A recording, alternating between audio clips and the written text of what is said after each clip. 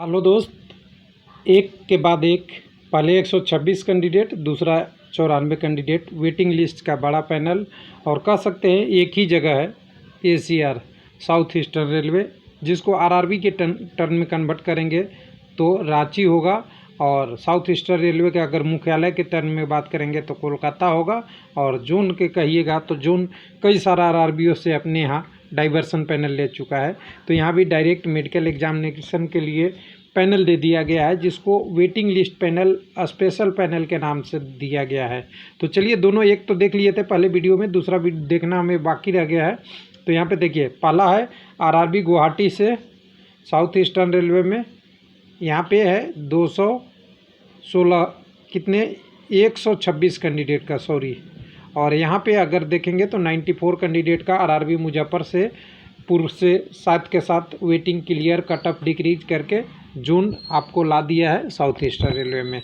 दोनों का पैनल आप डाउनलोड यहाँ से कर सकते हैं। तो डाउनलोड करने के लिए www.railwaylife.com पे आप आएंगे तो डायरेक्ट आपको मिल जाएगा, बस इतना ही टाइप करना है तो आपको मिल जाएगा। तो चलिए इसको देखते रहते हैं आगे क्या होता है। इसको देखने के बाद इस पैनल में हमें क्या क्या चीज़ें समझनी है। पहला लोगों का कमेंट हुआ है कि 94 लोगों का पैनल आया है एलपी का, इसमें मेडिकल ही तो दिक्कत है। तो देखिए एलपी का मैं बता दूं, मैं सबसे पहले आपको बता दूं एलपी का मेडिकल अभी नहीं, अभी क्या है आपकी ज्वाइनिंग है, ज्वाइनिंग नहीं, ज्वाइनिंग के बाद भी हर 3 साल में होती है। उसके अलावा अगर प्रमोशन आपका होता है तब भी होता है। यानी मेडिकल A1 कैटेगरी आपको छोड़ेगा नहीं। अगर A1 नहीं रहते हैं बाद में एलपी ज्वाइन करने के बाद भी, तो आपको अल्टरनेटिव दूसरे पोस्ट दिया जाएगा, एलपी नहीं दिया जाएगा।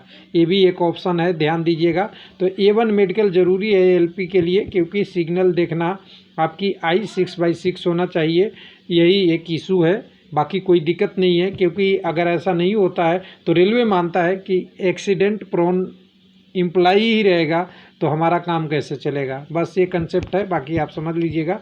तो यहाँ पे 94 लोगों का दिया है, जिसमें बोला गया है कि साउथ ईस्टर्न रेलवे में डायरेक्ट जाके आपको क्या करना है, अपना अंडरटेकिंग देना पड़ेगा।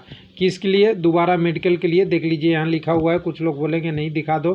साउथ ईस्टर्न रेलवे में आपको जाके वहाँ पे आपको सबमिट करना पड़ेगा अंडरटेकिंग कि मेडिकल हमें एग्जामिनेशन फ्रीज से फ्रेश किया जाए।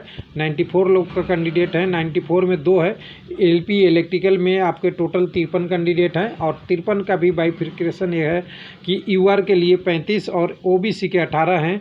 उसके बाद अगर एलपी मैकेनिकल की बात करेंगे तो यहाँ भी यूआर और ओबीसी से ही कैंडिडेट हैं।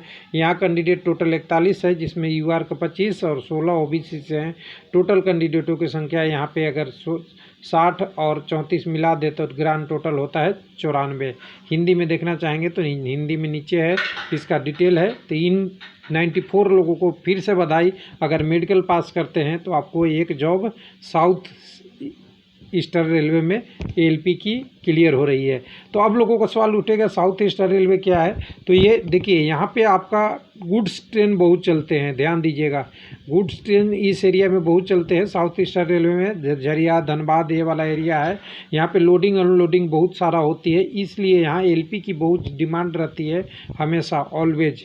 तो ये भी आप मान के चलिएगा। तो चलिए, जितने कैंडिडेटों का नाम आ रहा है उनके लिए तो चलिए 250 के प्लस में आज पहुँच गए हैं।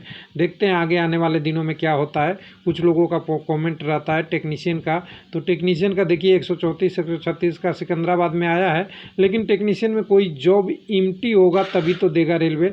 हालांकि एम्प्टी के टर्म में कहें तो इतनी डिमांड जितनी रहेगी उतनी सप्लाई होगी, प्लस में अप्रूवल भी ज़रूरी है।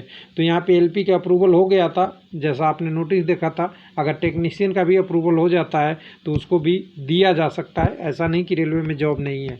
तो ये पूरा डिटेल था। थैंक यू और एक बार और बधाई।